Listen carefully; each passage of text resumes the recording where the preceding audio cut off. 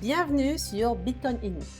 On parle ici comment Bitcoin peut transformer la vie bien au-delà de l'argent.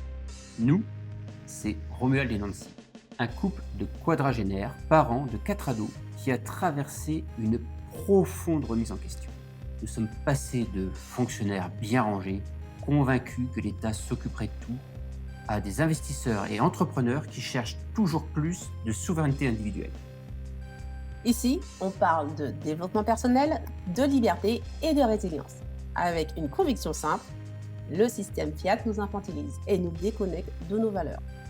Bitcoin, au contraire, est un outil pour prendre le contrôle, pour devenir acteur de sa vie et retrouver une communauté alignée. Retrouver du sens, bâtir une souveraineté et avancer pas à pas vers plus de liberté, c'est notre objectif. On va pouvoir commencer. Donc, bienvenue à tous et merci de nous rejoindre sur le live de Bitcoin et nous. Deux gauchos qui ont décidé de franchir le Rubicon, de passer libéraux, où on traverse, on découvre Bitcoin et on évolue, on se transforme grâce à Bitcoin. Ouais, en développant notre souveraineté individuelle. Ouais, notre souveraineté individuelle, notre souveraineté intérieure, notre souveraineté financière et bien sûr notre souveraineté relationnelle, en accueillant tous les jeudis des personnes exceptionnelles. Aujourd'hui, on accueille Elodie. Alors Elodie, comment je suis tombée sur toi? C'est monsieur qui était en train de faire du bricolage, mettre de la poussière partout, et il m'a dit, écoute, j'ai trouvé une petite pépite pendant que je fais les travaux à écouter. Vas-y, écoute-moi ça. Bonsoir Elodie, moi j'ai pas eu l'occasion d'échanger avec toi. Bonsoir. Alors on Ouais, bon, en t'entend tout cas, très très mal, je sais pas si... attends. Et on là, c'est t'entend- mieux? Ouais, là c'est bon là. Ok, ça marche. Donc ouais Elodie, t'as un podcast qui s'appelle Effet 21. C'est ça. On retrouve sur YouTube, sur Spotify. Bon moi c'est deux plateformes que j'utilise un peu partout j'imagine. Ouais, Apple Podcast aussi et Deezer. Depuis pas très longtemps finalement parce que j'étais concentré sur YouTube et puis justement j'ai pensé aux personnes qui font du bricolage, qui marchent ou qui font du sport et je me suis dit ça peut être sympa de le mettre sur d'autres plateformes. Ok. Je crois qu'on va ouvrir une chaîne audio à podcast audio en collaboration avec Mano Mano. Je sais pas si ça existe Ouais, toujours. Ou Monsieur Bricolage. Ou... Faut peut-être leur déposer. Hein. c'est clair. C'est Mais en clair. tout cas, c'est une bonne façon de passer le temps quand on est concentré sur d'autres activités, d'avoir en fait Mais un podcast ou quelque chose en fond. Moi, je fais ça souvent. optimiser son temps Voilà, c'est ça. de façon intelligente. Donc, Elodie, sans plus tarder, est-ce que tu veux bien te présenter et nous dire un peu qui tu es, d'où tu viens et qu'est-ce que tu fais? Alors oui, donc Elodie, enfin, j'ai beaucoup de casquettes. Donc, bah, jusqu'à peu, on va dire, je suis ingénieur de formation. Donc, je suis arrivé en France, ça fait combien d'années maintenant? Ouh là là, depuis 2009, tiens. Donc, depuis le 2009, je suis arrivé en France justement pour suivre mes études d'ingénieur. Et puis, bah voilà, je suis resté ici et j'ai commencé ma carrière chez EDF, ensuite un peu chez OVH Cloud et chez IBM. Et comme plein de personnes, en fait, Bitcoin a un peu dévié la trajectoire que j'avais envisagée, qui était voilà d'être carriériste, voilà dans mon métier. Et puis je suis tombé, enfin Bitcoin en fait c'était comme un bruit sourd qu'on entend un peu au loin et qui se rapproche en fait petit à petit. Parce que quand j'entends parler de Bitcoin la première fois, c'était dans le cadre du travail chez EDF. Mais enfin, j'entends parler de Bitcoin de façon connexe parce que c'est un collègue qui travaillait en fait sur des smart contracts sur Ethereum, euh, donc qui parle du sujet blockchain en réalité. Et donc D'accord. En fait, moi, je l'aide à travailler dessus parce que à l'époque, il y a une autre technologie en fait qu'on fait rentrer en fait chez EDF, donc une technologie autour du cloud computing. Et lui, il parle de blockchain, donc on va dire entre gens qui parlent de choses nouvelles et cheloues, on se met ensemble en fait pour travailler sur les projets parce que bon, on le fait un peu à côté de nos activités principales. Mais bon, voilà, en fait, on nous laisse un peu le terrain de jeu pour innover. Donc, lui sur un projet de traçabilité de l'électricité verte, et moi sur mes histoires de cloud. Donc, on se met ensemble pour travailler dessus. Et du coup, je fais ah tiens, bah tu travailles sur la blockchain Ethereum, mais est-ce que c'était pas Bitcoin en fait qui était, on va dire, sur tous ces aspects-là, je connaissais pas bien à l'époque, et puis du coup, j'en parle à un copain, je fais, ah bah tu sais, en fait, ce truc Bitcoin, en fait, on peut bosser dessus, en fait, au travail, parce qu'à l'époque, bien sûr, je confonds, en fait, Bitcoin et Ethereum, pour moi, c'est la même chose. Euh, et donc, on se dit, ah ouais, faut qu'on investisse là-dedans, parce qu'on en avait entendu parler en école d'ingé. Il y a quelqu'un qui était tout content de nous raconter que En fait, moi, je vous entendais, mais vous m'entendiez pas. Bah non, c'est ça Non. le problème, t'avais disparu. Ouais, du coup, j'ai relancé X, Bien joué. et là, ça remarche. Bon. Ouais. Euh, Je sais plus où j'étais. Alors, tu travailles sur des projets connexes avec ton Un collègue. collègue. Mm. Et donc, vous parliez pour toi, blockchain et Bitcoin, c'était la même chose. Ouais, pour moi, blockchain, tout ça, Bitcoin, Ethereum, tout ça, c'est un ensemble. Et du coup, je vais voir un autre copain avec qui on avait entendu parler en école d'ingé du fait que quelqu'un avait pu payer en Bitcoin. Mais pour nous, c'était un scam et puis on comprenait pas pourquoi. Il y avait un gars à l'école qui s'était enthousiasmé en fait pour ça. Mm. Et donc, je lui dis, mais tu sais que ce truc Bitcoin, en réalité, on peut travailler dessus, en fait. Donc, il y a un collègue qui est en train de construire quelque chose dessus. Mais enfin, c'est totalement faux puisqu'il est en train de construire sur Ethereum. Mais bon, on va dire, je savais pas à l'époque. Donc, avec le copain, on se dit, ah ouais, il faut qu'on en achète. Et donc, on se dit, mais non, Bitcoin, en regardant un peu sur je ne sais quelle plateforme, Bitcoin, c'est déjà trop cher. Donc, on va aller acheter d'autres crypto-monnaies. Et puis on en achète au hasard, en fait, en espérant devenir riche si ça fait le même prix que Bitcoin parce que tout est en dessous d'1 dollar. Quoi. Donc le truc classique, quoi. Et comme tout le monde, évidemment, donc, t'es devenu riche. forcément, ça se passe mal, on perd notre argent. Et du coup, on passe à autre chose. Et puis ce collègue, finalement, il arrête son projet. Donc moi, je passe à autre chose. Et on va dire, le bruit Bitcoin, il se rapproche petit à petit parce que à un moment donné,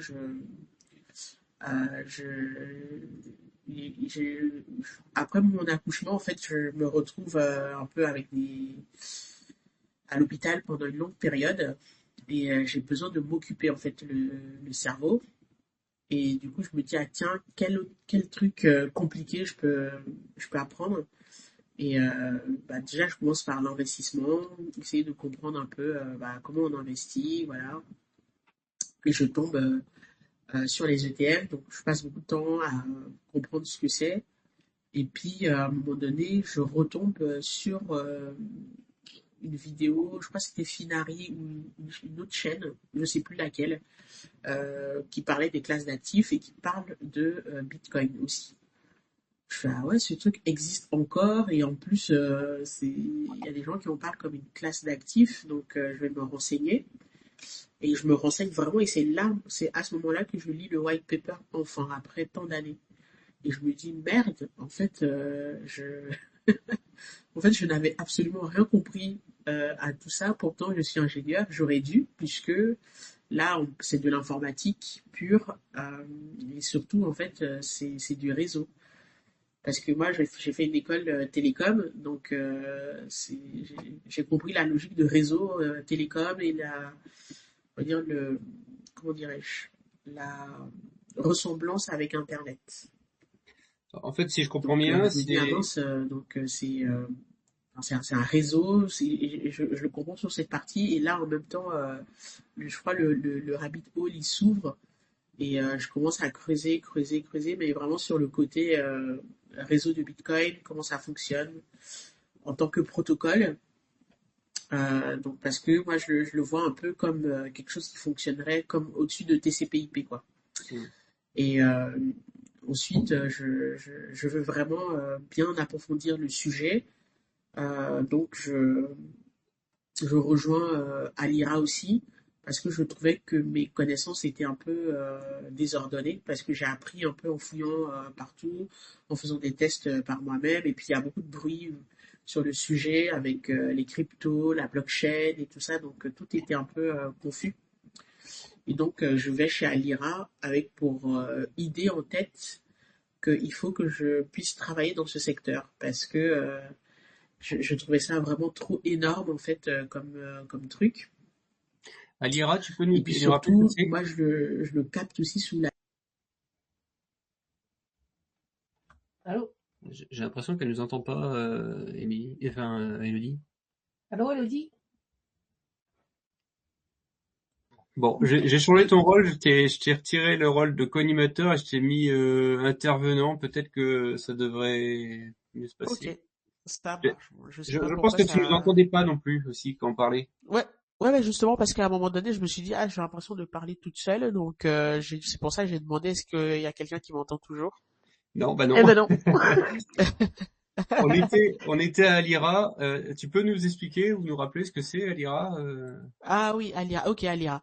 Donc Alira, bah c'est une école, hein, c'est une formation blockchain Web 3. Donc que j'ai intégré, c'était en 2024, ouais, fin 2023, depuis 2024.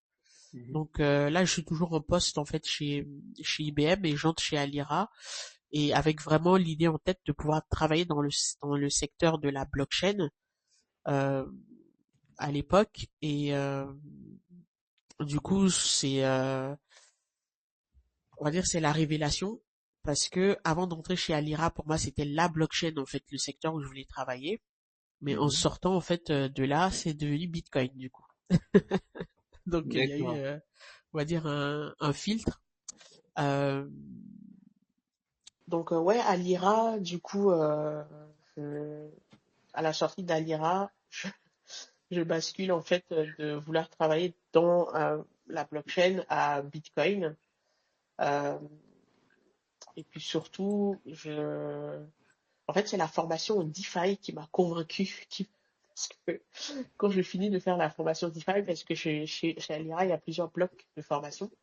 Donc, je démarre par la formation consulting blockchain. Ensuite, je fais la formation DeFi, donc finance décentralisée. Et là, je me dis, mais vraiment, c'est Bitcoin en fait qui prend plus de sens en fait pour moi dans l'écosystème. Et donc, Tu peux, tu peux, tu peux nous expliquer pourquoi ça? parce que bah déjà en lisant, Qu'est-ce qui t'a fait? Alors attends, je vais reformuler pour t'aider peut-être parce que sinon la question est un peu vaste. Mais qu'est-ce qui t'a fait vraiment fait tilt, dire bah en fait plus que la DeFi, c'est Bitcoin qui change le paradigme. bah, parce que je comprends en fait que les problématiques qui m'ont donné envie en fait de deep dive en fait dans la blockchain, ce sont les problématiques de transactions en Afrique et les problématiques monétaires. Et du coup, D'accord. en plongeant que ce soit dans la DeFi et tout ça, je vois que on va dire les problèmes qui sont résolus en fait là-dedans n'ont pas vraiment de rapport avec ce qui m'a motivé à aller dans cet écosystème. Euh, Hmm. donc, enfin, pour moi, du coup, ça n'a pas vraiment d'intérêt et je me rends compte que Bitcoin, déjà par on va dire ses mécanismes, son fonctionnement, lui, en fait, apporte vraiment un paradigme nouveau, là où, euh, que ce soit la DeFi ou tout le reste, en fait, pour moi, c'est le copier-coller en fait de l'ancien système. C'est juste que c'est fait différemment, de façon technologique. Après, ça apporte quelque chose qui est la décentralisation, le fait de le faire beaucoup plus vite. Mais ce qui change vraiment de paradigme, c'est Bitcoin. C'est ce que je comprends en fait en creusant du coup. Tu nous disais que tu es arrivé il y a 17 ans en France. Est-ce que tu accepterais de nous partager tes origines? Côte d'Ivoire. Côte Côte d'Ivoire, ok. Mhm. D'accord. Euh, Et donc oui, forcément, la DeFi en Côte d'Ivoire, c'est moins un sujet que la monnaie. Tout à fait. Donc effectivement, je pense que c'est ce prisme-là qui fait que Bitcoin devient pour moi le sujet principal. Euh, et puis, on va dire après, d'un point de vue professionnel, parce que mon objectif, encore une fois, en arrivant chez Alira, c'était vraiment de travailler en fait dans ce secteur. Donc, d'un point de vue professionnel, je trouvais que ce que je voulais apporter, en fait, était plus raccord avec Bitcoin, euh, un peu les stablecoins aussi, parce que du coup, les problématiques transactionnelles, en fait, peuvent être résolues par ce prisme-là. Mais pour moi, les stablecoins, ça va être comme là, c'est mon côté informaticien qui revient, ça va être comme une V1.2, là où Bitcoin, c'est vraiment la V2, quoi. C'est-à-dire que c'est vraiment le gros changement avec des paradigmes profondément différents. Euh, mais le stablecoin, en fait, ça va être une version pour un patch, quoi. Voilà. Ok. Donc c'est la conclusion à laquelle j'arrive. Après, ce que je me dis, c'est que j'avais du mal, en fait, à continuer à travailler dans mon boulot d'avant. T'as pas Parce que c'était essayé vraiment... Ah non, t'étais plus chez EDF à ce moment-là. T'as pas essayé chez EDF de leur vendre du mining sur Bitcoin? Non, j'étais plus chez EDF. Mais pour la petite histoire, en fait, quand je partais de EDF, c'était vraiment le lancement d'Exaion. C'était la naissance d'Exaion, en fait, quand je partais de chez EDF. Et je me souviens que l'un de mes chefs, qui ne voulait pas que je parte parce que EDF, c'est difficile d'y rentrer, mais c'est aussi difficile d'en sortir, hein. Quand tu rentres chez EDF, tu mets déjà 1 an de période d'essai.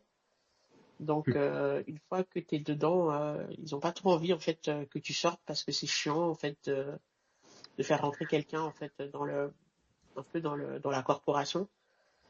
Donc, ils ont tout fait pour essayer que je reste. Ils m'ont proposé un poste chez Exaion en me disant, bah, on sait que tu pars parce que tu as l'impression d'être dans une boîte un peu vieille et tout ça, parce que je partais chez OVH Cloud à l'époque.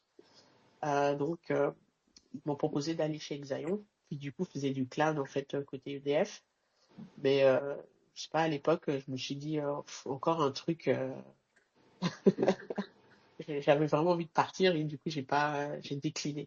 Mais en tout cas, c'était à l'époque où Exaion était vraiment à peine en train de se lancer. T'as eu le nez fin. Donc, je sais pas, je le sentais pas trop. Euh, Après, chez IBM, quand j'étais chez IBM, parce que IBM a beaucoup trempé dans la blockchain, ils ont fait Hyperledger, ils ont fait beaucoup de choses, en tout cas, quand on était vraiment à fond en fait dans la blockchain. Donc, mon premier réflexe a été d'essayer de fouiller un peu, de voir ce qu'on pouvait faire euh, chez IBM, donc de rester chez IBM, mais de travailler toujours dans ce secteur. Mais encore une fois, en fait, ce que eux proposaient n'était pas vraiment en raccord avec l'idée que je me faisais de ce que pouvait vraiment apporter tout cet écosystème, qui, encore une fois, pour moi, était focalisé sur Bitcoin. Mais Hmm. Bitcoin, c'est pas vraiment le sujet d'une entreprise en fait comme IBM ou bien même d'IBM Consulting qui était la branche en fait qui faisait du consulting en tout cas sur tous ces sujets. Euh, Bitcoin n'est pas vraiment en fait le sujet dans ce genre de sphère quoi. D'accord. Ok. Alors, on dit souvent quand même que comprendre Bitcoin, c'est surtout comprendre la monnaie. Est-ce que toi, du coup, ça a changé en fait ta manière de voir le monde et particulièrement la monnaie? Oui, parce que déjà avant de m'intéresser à Bitcoin, je ne connaissais absolument rien de tous ces sujets. Euh, Parce que, en fait, pour moi, l'économie, c'était mes cours de macroéconomie, en fait, en école d'ingé, cours que j'écoutais absolument pas, en fait, et qui m'intéressaient pas du tout.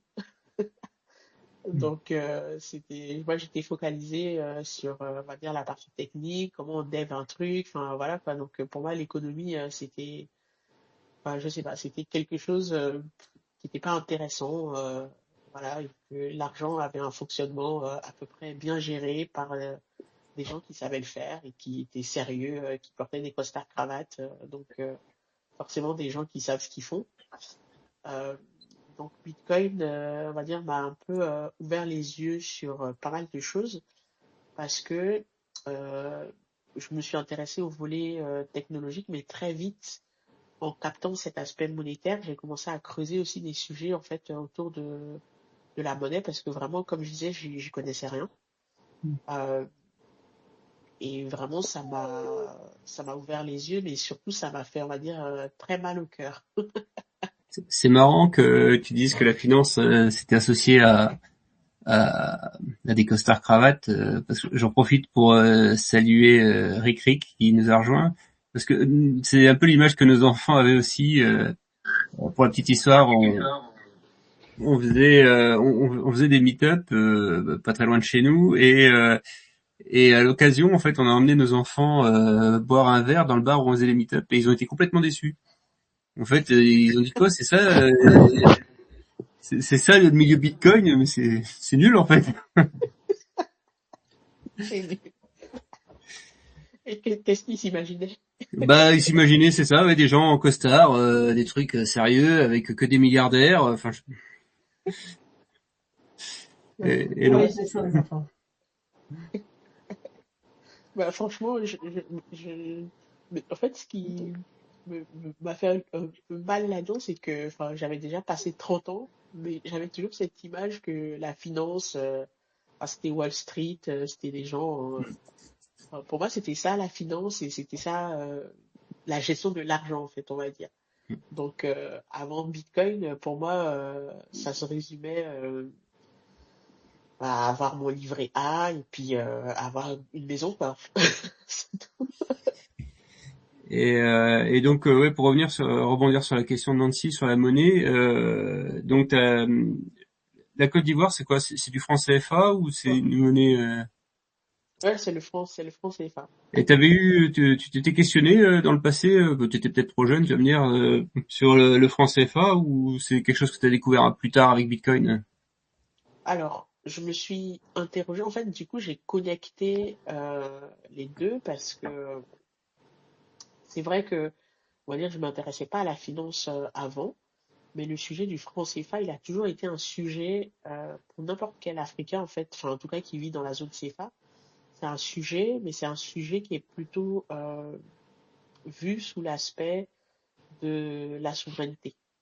Parce que n'importe quel gamin en Côte d'Ivoire ou dans d'autres pays sait que c'est une monnaie qui vient qui vient de la colonisation, Oui, qui descend en fait directement du franc qui était à l'époque en fait dans la colonisation. Tout le monde sait que une partie des, du des, change des réserves. des réserves ouais, et à la Banque de France. Ça, en fait, n'importe qui en fait euh, dans le pays ou que ce soit un enfant même au primaire en fait est au courant parce que c'est un sujet.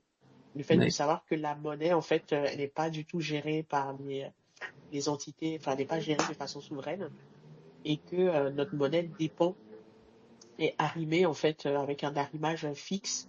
À l'époque c'était au franc français et maintenant à l'euro.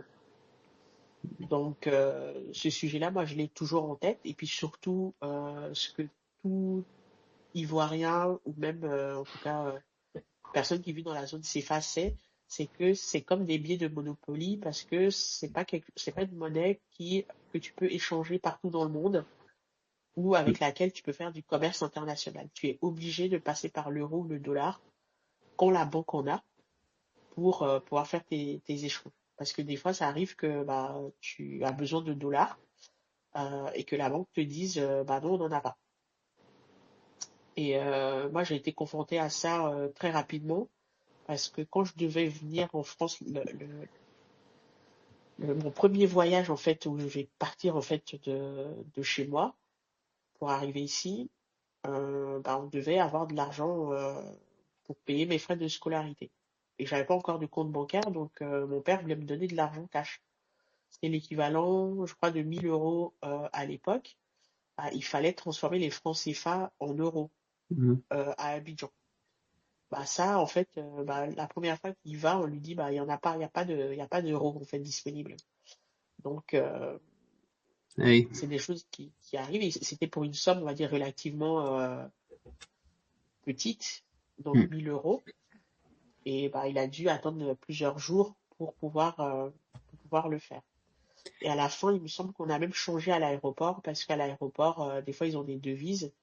Je crois qu'on avait changé une partie à l'aéroport.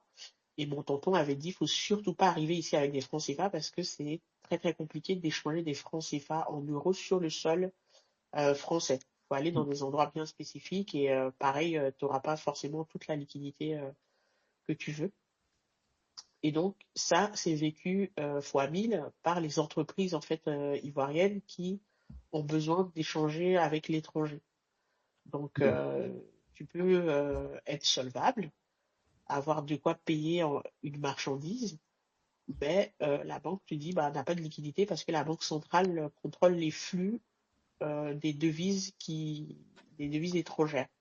Donc dollars et euros, euh, voilà, ne peuvent pas circuler en quantité qu'on veut. Donc souvent, les entreprises, elles sont bloquées par ça. Donc c'est pour ça que moi, le côté monétaire, c'était évident en fait pour moi que Bitcoin était une solution à tous ces problèmes en Afrique, au problème du franc CFA en particulier. Et c'est pour ça que c'est devenu comme une idée fixe dans ma tête de me focaliser sur Bitcoin parce que pour moi, tout le reste, enfin, excusez-moi du terme, c'était du gadget de gens qui n'ont pas vraiment de problème. Bon, Alors j'exagère un peu. pour reprendre un peu le fil, donc si je comprends bien, t'arrêtes la formation chez Alira.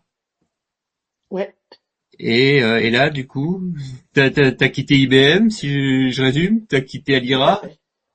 Ouais. Et donc, je me dis, bah, je vais faire ce que j'avais dans ma tête, c'était de proposer une solution justement pour les entreprises qui font de l'import-export et qui ont besoin de résoudre les problèmes que j'ai évoqués. Bon, je me suis focalisé là sur le problème de manque de devises, mais il y a tout un tas d'autres problèmes sur les délais, les frais aussi. Donc du coup, je monte une boîte là-dedans pour accompagner les entreprises à l'utilisation de Bitcoin et des stablecoins pour résoudre ces problématiques en fait de délai, de devises et de frais. Si je comprends bien, en gros, c'est ce que tu proposes, c'est d'aider les gens en gros, vous voulez vendre quelque chose, mettons prenons la Côte d'Ivoire, vers l'Italie, vous avez un problème de change, bah passez par Bitcoin en fait, Voilà, c'est ça, ou les exactement. stablecoins. Ou les stablecoins. Donc, du coup, c'est ce que je fais depuis 1 an. Et puis à côté de ça, je me suis dit la meilleure façon de poursuivre mon apprentissage, parce que je n'étais plus chez Alira, c'était de transmettre et de communiquer sur Bitcoin. En fait, je démarre du coup le podcast comme une façon de me connecter à l'écosystème parce que en parallèle, j'observe l'écosystème mais de loin. Et à vrai dire, en fait, c'est un écosystème qui me fait un peu peur parce que je me dis, j'ai l'impression que tout le monde sait plein de choses. Ils sont tous très calés en économie alors que moi, j'y connais rien et que je découvre à peine, quoi. Qu'ils sont tous très engagés, etc. Donc, je l'observe de très très loin. Et je me souviens de la première fois que je suis allée à Crypto XR. En fait, je n'ai parlé à personne. Je suis allée là, je regardais les gens. Et en fait, j'ai aussi ce truc-là, en fait, quand j'arrive dans un écosystème que je connais pas ou que j'ai l'impression que les gens parlent une langue que je comprends pas, c'est comme si je me mettais en retrait pour regarder les interactions entre eux avant de commencer à interagir avec eux.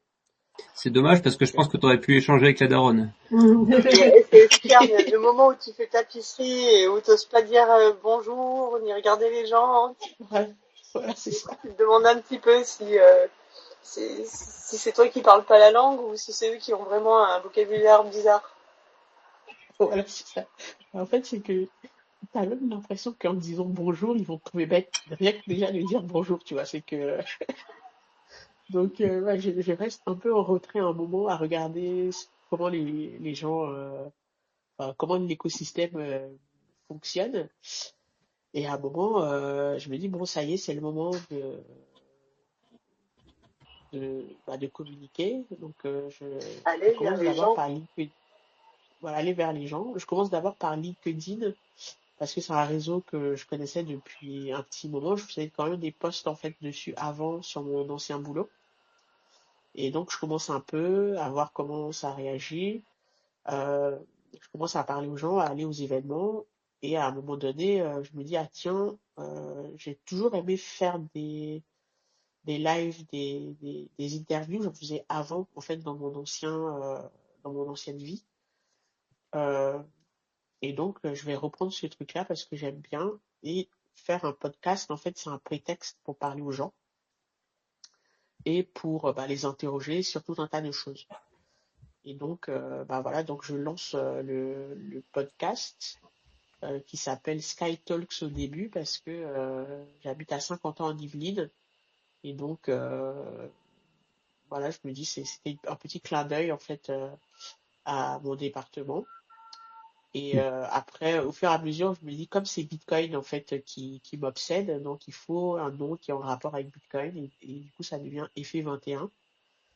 Parce que je trouve que dans Bitcoin, c'est les 21 millions, en fait, c'est une pierre angulaire, en fait, de l'écosystème. C'est pas tout, mais c'est quelque chose, en fait, qui est très important. Donc, du coup, je l'appelle Effet 21. D'accord. Et du coup, personnellement, qu'est-ce que tu aimerais, quel déclic en fait tu aimerais provoquer chez les personnes qui écoutent justement Effet 21? Alors, j'aimerais bien que les gens se rendent compte que Bitcoin est pluriel. Parce que je me souviens, l'un des premiers posts que j'ai fait sur LinkedIn parlant de Bitcoin, c'était un post, en tout cas c'était parmi les premiers, c'est parce que j'ai entendu des énormes âneries en fait sur Oh, Bitcoin. il y en a des belles. Hein. Donc, ouais, et donc je me suis dit, mais enfin, comment les gens peuvent raconter ce genre de choses? C'est soit ils sont profondément en fait de mauvaise foi, ou alors ils savent vraiment pas. Parce que c'était quelqu'un qui racontait, je sais plus, c'était un truc par rapport au fait que Bitcoin c'était un milieu de masculinistes avec des gens qui étaient à Dubaï, enfin un truc comme ça. Des Qui venaient, suprémacistes blancs masculinistes. D'extrême droite. voilà, c'est ça, un truc comme ça. C'est mon Et profil, du hein. coup, Oh, tiens. oh, ça s'entend ça s'entend à ta voix. Avec ta carrure d'armure d'armoire normande, là. Donc, bah, du coup, je me suis dit, mais enfin, c'est quoi cette histoire? Parce que moi, j'ai pris quand même le temps d'observer cet écosystème. Donc, et voilà, donc je me dis, bah, pourtant, il y a plein de choses, en fait, sur Bitcoin. Bitcoin est universel et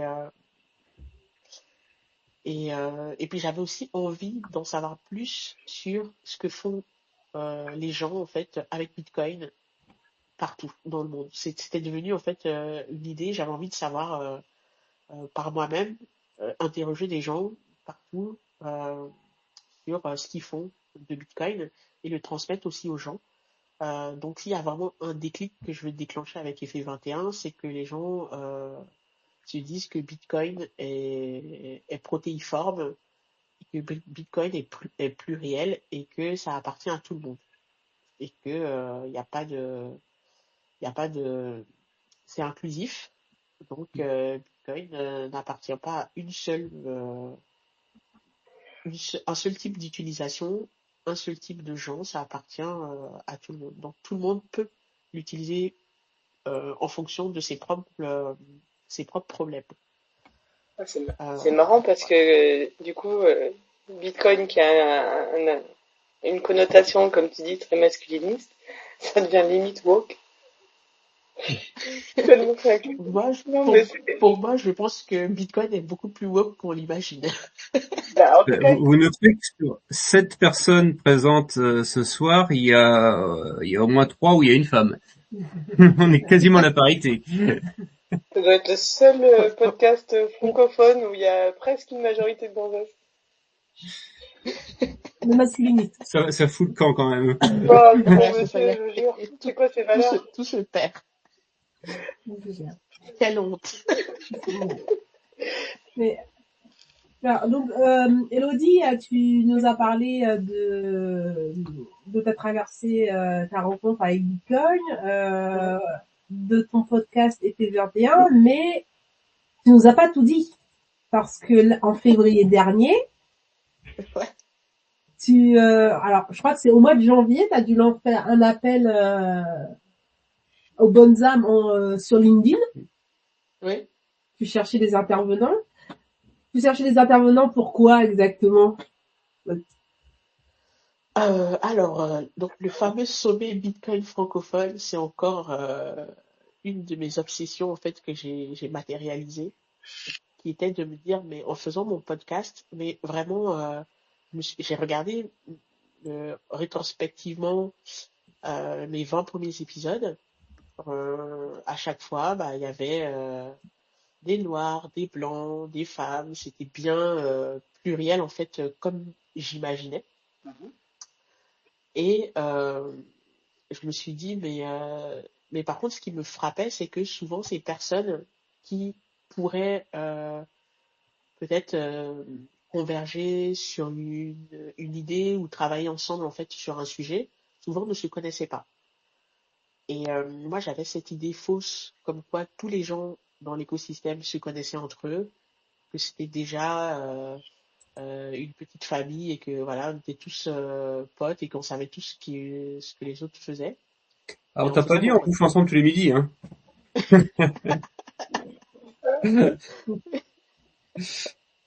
Excuse-moi, je t'ai justement, coupé pour une mauvaise non mais blague. c'est pas ça. Et en fait, je me suis rendu compte que c'était pas du tout ça et que justement dans la partie francophone, puisque mon podcast du coup il est en français, donc j'invitais que des gens francophones et que bah il y avait des choses intéressantes que ils pouvaient apprendre les uns des autres, mais qui ne se connaissaient pas en fait en réalité. Et donc je me suis dit bah tiens, bah on pourrait organiser un événement qui est comme Bitcoin, c'est-à-dire inclusif, universel, parce que typiquement quand je discutais avec on va dire les copains Bitcoiners en Afrique, bah, ils me disent ouais souvent il y a des événements eux aussi ils organisent plein d'événements locaux, mais c'est plus difficile en fait à quelqu'un qui est en Afrique de venir participer à un événement en Occident. Donc les événements qui sont on va dire, qualifiés d'universels comme des BTC Prague ou des trucs, des gros events Bitcoin, c'est très compliqué en fait pour eux d'y assister quoi, parce que bah t'as pas le visa. C'est très Oui, cher. c'est vrai. Et, voilà, et c'est cher d'un point de vue en fait de la monnaie. Après, ce qui était quand même intéressant, c'est qu'il m'expliquait par exemple sur les événements, notamment anglophones, il y avait pas mal d'occidentaux qui venaient sur des occidentaux bitcoiners qui venaient en fait dans les événements Bitcoin sur le continent, les gros en tout cas, mais dans la sphère anglophone. Hmm. Et donc je me suis dit, ah tiens, mais nous, côté francophone, il y en a plein de Bitcoiners, bah, des gens qui ont beaucoup de choses à dire, et surtout des gens qui pourraient avoir un intérêt à partager.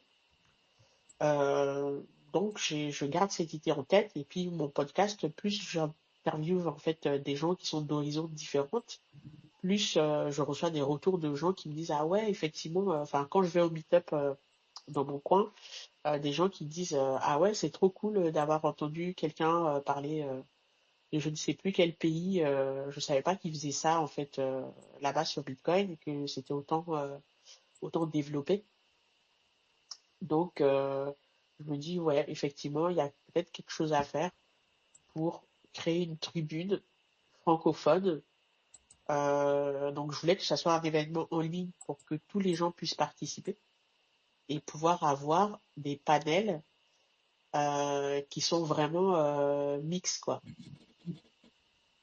et que ça soit des panels mais de gens qui viennent pas du même endroit du tout, qui n'ont pas le même parcours de vie, mais qui se sont rencontrés, qui ont tous les deux ou tous les trois rencontré Bitcoin et qui parlent entre eux. Donc voilà, à un moment donné, je me suis dit bon, moi j'ai aussi ce truc-là en fait, quand quelque chose est dans ma tête, bah, il faut il se matérialise. Donc je me dis bah je fais la première édition. Euh, et je me suis mis en tête de la faire en fait sans sponsor, en fait comme ça sort quoi, c'est-à-dire de dire bah voilà, je, je, je, je contacte des personnes, voir si ça les intéresse d'intervenir. Et on le fait vraiment avec les moyens du bord. Et on verra en fait si ça intéresse pour faire d'autres éditions. Donc voilà comment l'idée est part. J'en parle à Samira en fait qui était la co-organisatrice. Elle me dit mais c'est de la bombe ton truc, je veux en être, allez viens on le fait. Et bah voilà. Du coup on l'a fait. Et donc ça s'est passé sur deux jours, c'est ça? Ouais, c'était sur 2 deux jours jours, c'était complets. Et donc ça un s'appelait, marathon. Ouais. Le sommet Bitcoin francophone, c'est ça, le premier sommet Bitcoin, voilà, Bitcoin, c'est ça. Voilà, Bitcoin, 100% en Bitcoin ligne. francophone. Voilà, Est-ce qu'on 100% en ligne. peut, est-ce qu'il y a des rediffs qui sont disponibles? oui, ça va faire, hein. Ouais, les rediffs sont disponibles. Là, je suis en train de tout découper, mais il y a presque 20, je sais plus combien d'heures, en fait, d'enregistrement, mais qui sont, on va dire, tout d'affilée, donc ça fait un peu lourd. Donc là, je suis en train de tout découper pour faire des séquences, D'accord.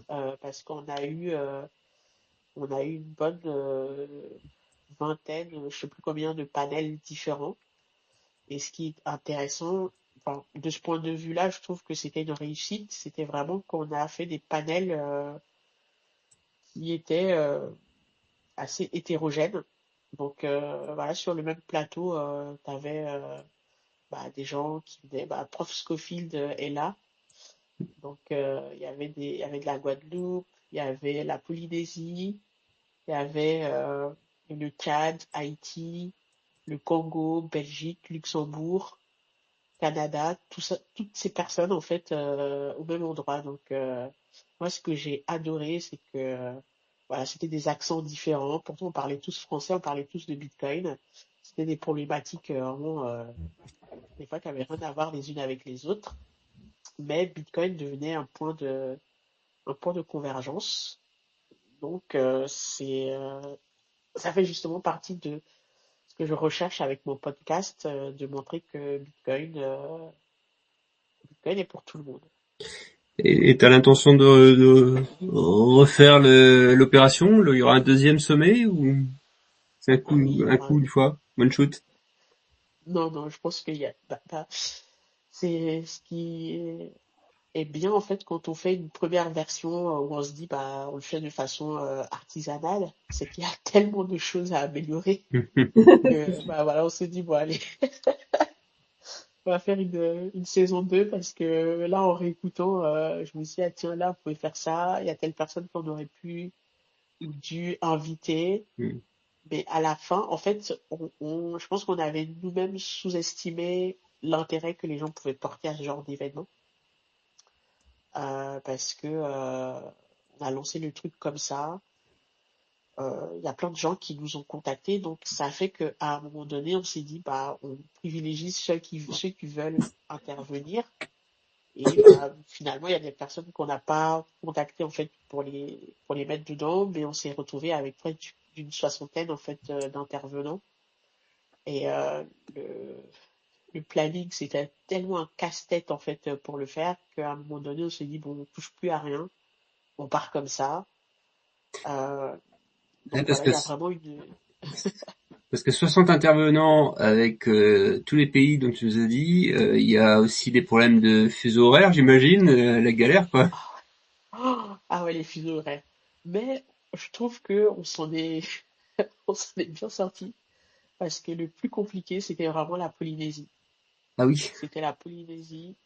Mais Helmut, bah voilà, il a dit c'est pas grave, enfin, il se lève un peu tôt. Voilà, et puis ça va le faire. Donc on a réussi. Vous avez Euh, réussi du coup à avoir les Dinovox sur ton sommet francophone, parce que je sais que c'est Helmut Banner, oui, c'est Helmut Banner, ouais.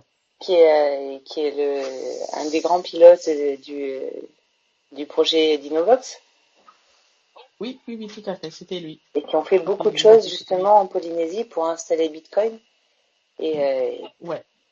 et les paiements crypto.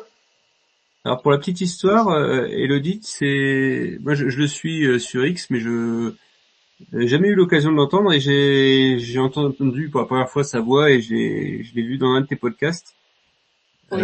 C'était vachement intéressant. Du coup, je connaissais pas le travail qu'il faisait en Polynésie et c'est vachement intéressant. Ah oui, il fait un travail de dingue. D'ailleurs, je vais aller à Pix. Oh, Donc voilà, je serai en Polynésie en mai. Tu nous mettras quelques photos. Ouais.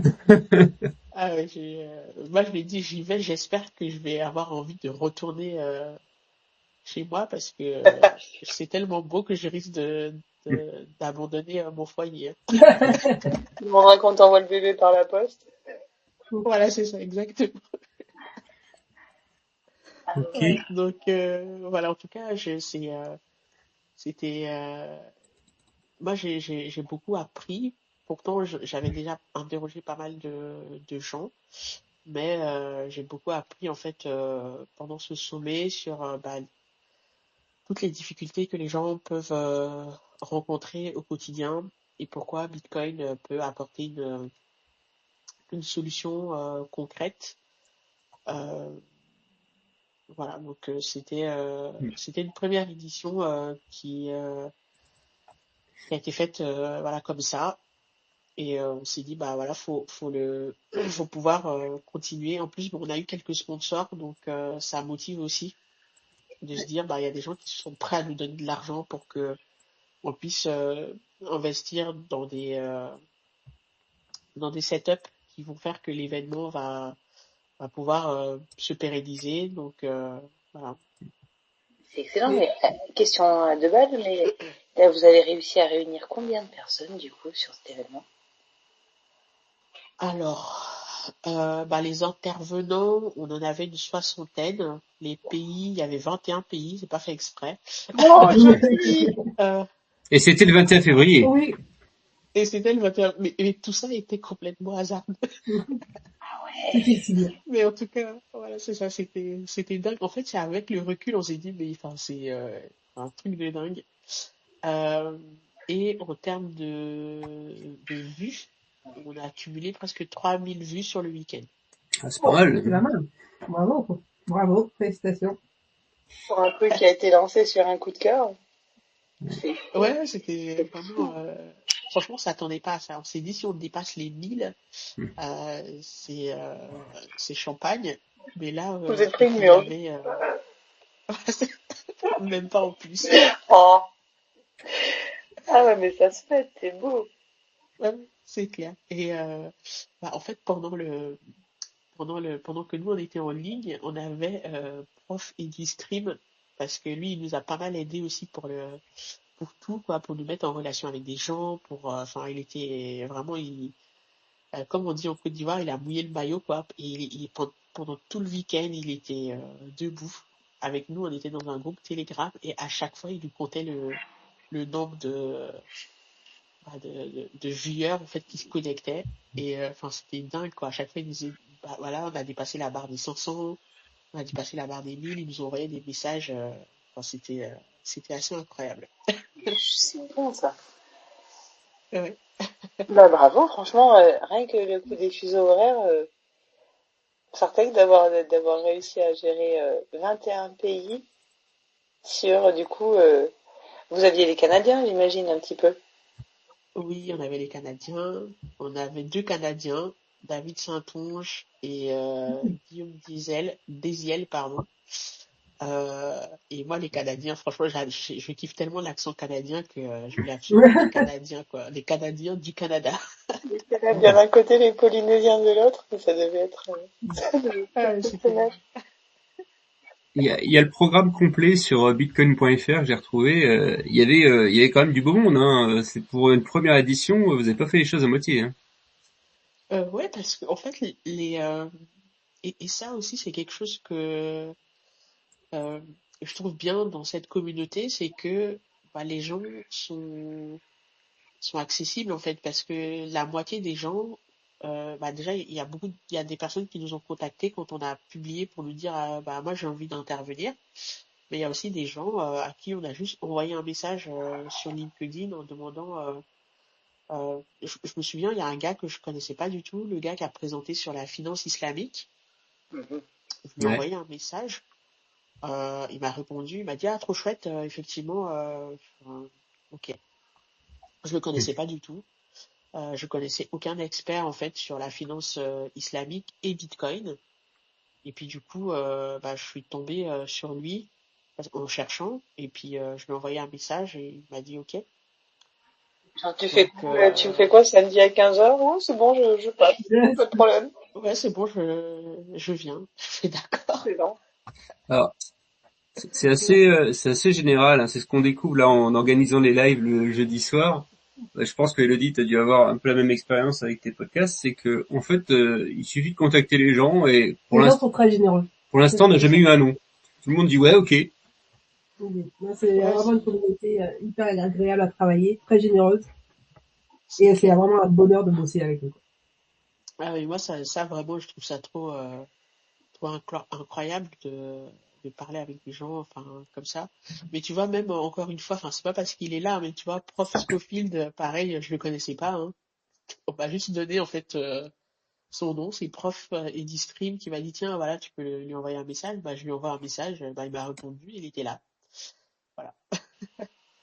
Il va falloir qu'on fasse un Un live live de... spécial pour Scofield. Allô? François Phil, est-ce que tu nous entends? Débloque ton micro, va. Alors, salut tout le monde. Salut. Alors, désolé, je suis un peu pris là, je suis un peu dans les mêmes obligations que Elodie. Ah Donc, Les petits machins qui courent partout, là. ouais, Prof c'est quoi? non, même pas, ça court pas du tout là. Ça bouge à peine. C'est trop frais. C'est encore très jeune. Mais, ouais, Quand non, ça court, j'avoue que, t'es foutu. oui, c'est pour ça, limite, je profite encore pour avoir du temps pour écouter le space en mode podcast. T'as raison. Non, en tout cas, petit message ouais, pour Elodie concernant le sommet. J'avoue que si vous avez l'occasion de pouvoir écouter les rediffusions, même s'ils sont pas coupés encore pour l'instant, allez-y, il n'y a pas de souci, c'est vraiment intéressant. Et bravo vraiment pour tout le week-end et l'organisation parce que ouais, ça devait être quelque chose. Bon, quoi, Elodie, c'est quoi? C'est une vingtaine d'heures? Ouais, C'est Ça même fait plus, combien hein. Je crois que c'est de... 11 et 14 en tout. voilà, c'est ça, exactement, 11 et 14. 11 et 14, donc du coup, ça fait combien de plaques de placo à poser, ça? Tu refais toute la maison. Ouais, d'accord, ok, moi ça me va alors. Donc du coup, c'est bon, j'ai pas encore les matériaux, mais j'ai visiblement de quoi écouter, c'est nickel. Je vais pouvoir commencer mes travaux. Tu refais toute la maison.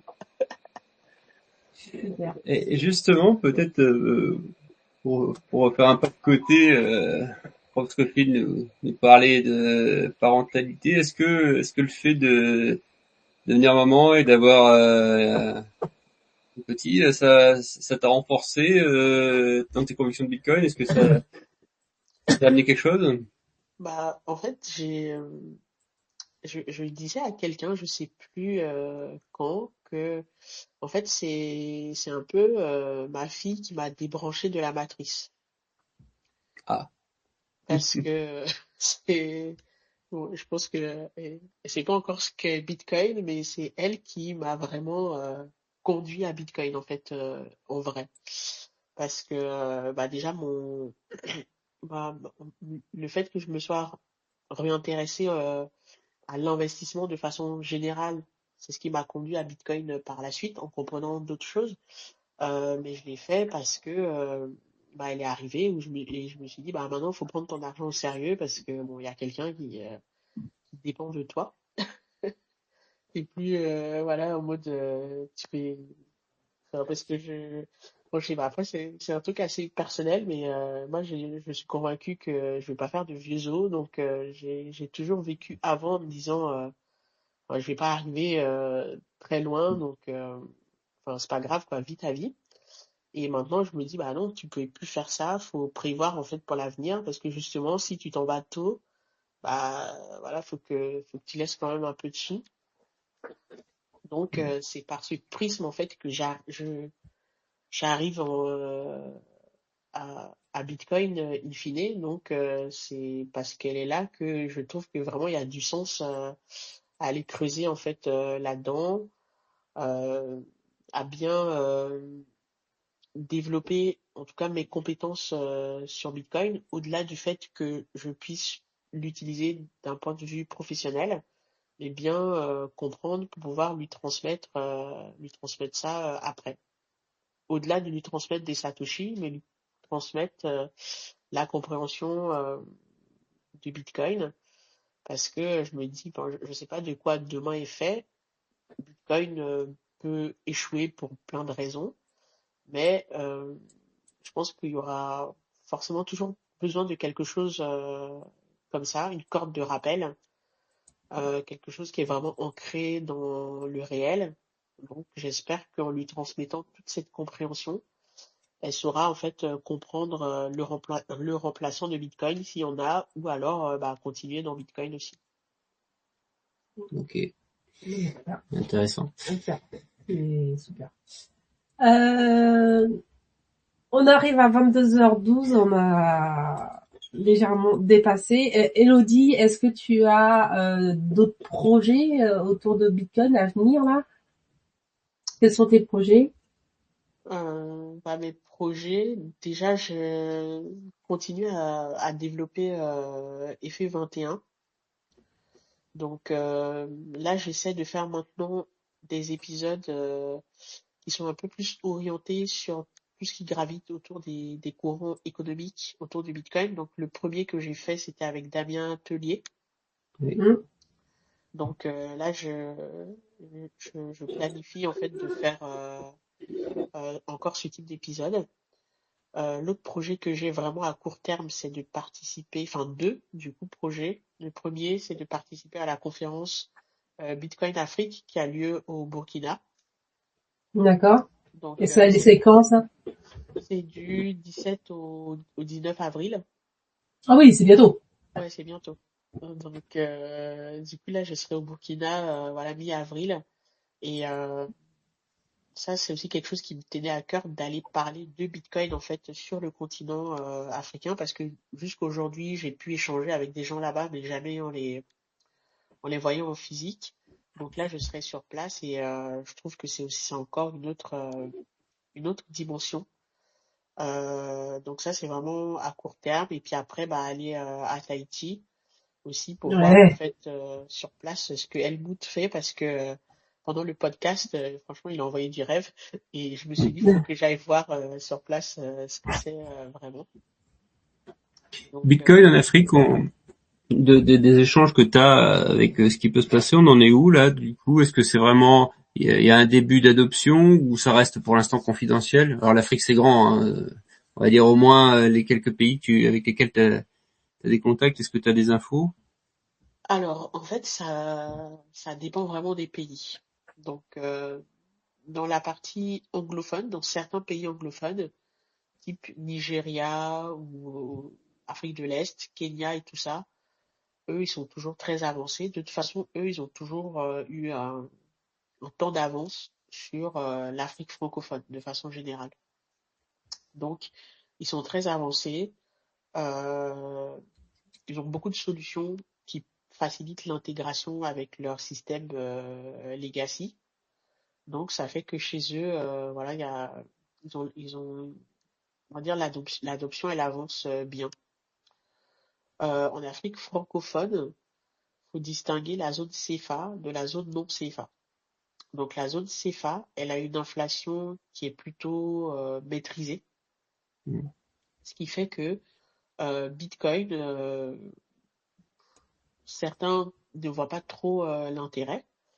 Par contre, ce qui est problématique pour eux, ça va être tous les sujets que j'ai évoqués au début, donc faire de l'import-export, avoir une devise qui va permettre de faire des échanges internationaux. Donc, eux, ils sont plus intéressés par les stablecoins. Parce que ça répond directement à une problématique qu'ils ont. Là où Bitcoin, en fait, n'est pas très bien compris dans sa proposition de valeur. Pour autant, il y a beaucoup de choses qui sont faites par des gens, je pense par exemple au Bénin avec Loïc et Alphonse, qui travaillent beaucoup sur euh, l'éducation et tout ça pour amener les gens à comprendre. Au Sénégal aussi, il y a Idrissa en fait qui fait un travail de fou. Il fait de l'éducation Bitcoin en Wolof. Donc il y a pas mal d'initiatives en fait sur place qui sont assez costauds. Maintenant, dans la zone non CFA, souvent c'est des zones où il y a de l'hyperinflation. Donc on prend une zone comme le Burundi ou alors le Congo, qui sont la région des Grands Lacs, ils sont à côté là-bas. Bah eux, c'est l'inflation en fait leur problème. En plus du fait que leur monnaie en fait c'est des billets de Monopoly. Donc là-bas l'adoption elle est elle est encore plus poussée, mais orientée vraiment sur le côté protection contre l'inflation. Ok. Ok, genre moi j'ai pas du tout d'expérience, j'ai une toute petite expérience, j'ai fait 2 séjours pro, un au Burkina, c'est pour ça que ça m'a fait un peu réagir, et un au Sénégal. Alors quand j'étais au Burkina, j'étais pas encore bitcoiner, mais quand j'étais au Sénégal, j'ai eu l'occasion un peu de tester le terrain, et c'est vrai que c'est pas du tout passé en fait. Euh, la réponse était ouais, bah il y a le franc CFA, on n'a pas trop de problème d'inflation quoi. Donc Ouais, en c'est ça. effet, si les personnes font ils avaient pas vu en fait la saloperie que c'était le franc CFA. C'est ça. C'est le moment où, en fait, Non, mais c'est, même la volatilité, soi-disant, des crypto-monnaies est quand même très relative par rapport à certaines monnaies officielles dites fiat. ah bah, c'est sûr que quand tu prends le Zimbabwe ou le Burundi, la monnaie est tellement en chute libre que, en fait, tes 20% au moins sur Bitcoin, C'est trop c'est risqué. anecdotique.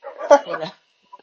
C'est comme les Argentins, ils doivent avoir un regard assez particulier aussi sur la valeur de Bitcoin, finalement. C'est clair. Donc, bah, en tout cas, il y a une diversité, en fait, de problématiques.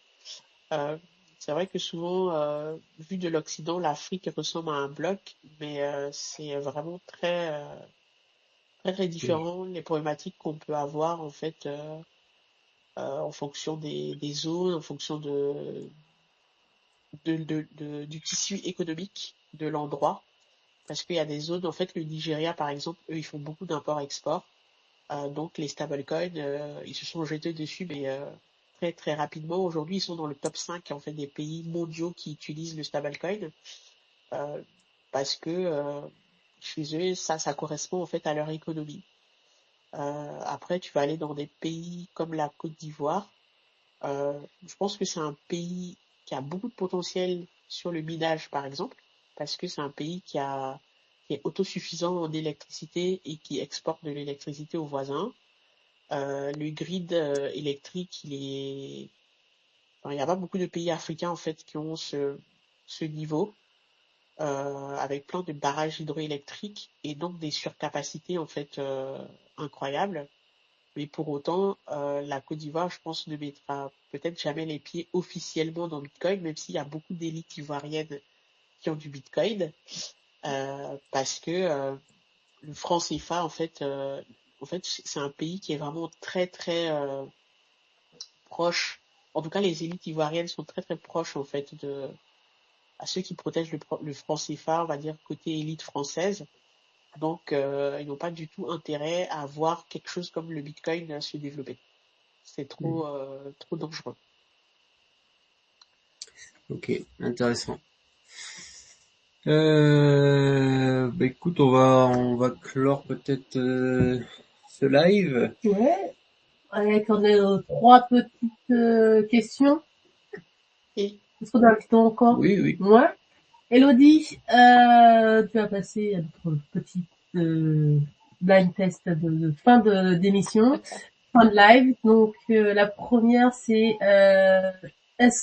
si tu avais 3 conseils pour quelqu'un qui découvre Bitcoin aujourd'hui, quels seraient tes conseils?